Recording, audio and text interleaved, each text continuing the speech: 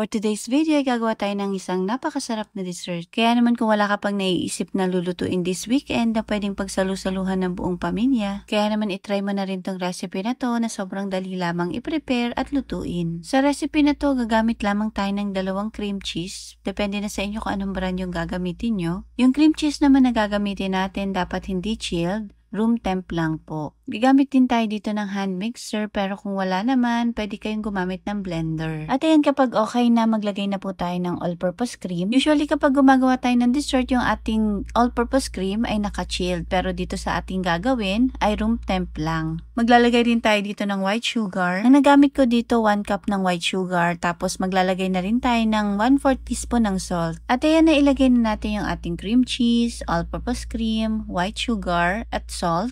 Haluin lamang natin ito gamit ang hand mixer. Kung wala naman kayong hand mixer ay pwede na yung blender. Yan, haluin lamang natin ito hanggang sa mag-combine lahat ng mga ingredients na inilagay natin at magpantay yung lasa. Maglalagay rin pala tayo dito ng 5 medium eggs. Hiniwalay ko muna ito saka ko ito binate. Tapos saka natin to ilalagay doon sa ating mixture. Shoutout po kay Ma'am Alice Coloma from Calamba, Laguna, Mirna Amin from Holosolu, Leia Jordan Blanco from Kuwait, DYY Urbano from Naik, Cavite, and Margie Bernaldez from Riyadh.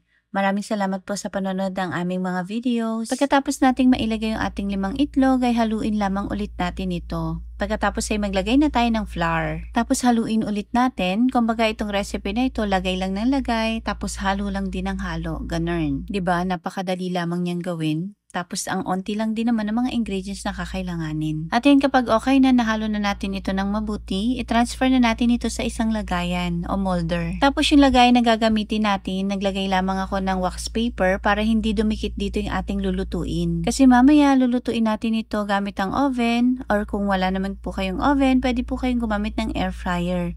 Kung wala naman po kayong oven or air fryer, itigil na po natin to. Charot. I-transfer na natin ito sa ating lagayan. 2 nga pala yung nagawa ko dito. Siyempre, isa kay chef, isa sa akin. Yung totoo si chef talaga yung gustong gumawa nito Kasi noong nakaraan pa siya nagkikrave dito. At ayan na, i-transfer na natin. I-tap-tap lamang natin yan para mawala yung bubbles. Lutuin lamang natin ito sa oven ng 210 degrees Celsius for 40 to 45 minutes. At ayan, fast forward nga, after 45 minutes ay luto na yung ating napakasarap na dessert na siguradong magugustuhan ng buong pamilya, lalo na ni chef. Siyempre, dahil ako yung nagluto, ako yung unang titikim. Excited na nga ako kanina pa Pero nahuli ako ni chef.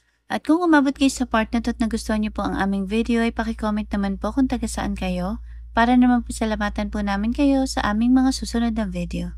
Yun lamang po, maraming salamat. Enjoy!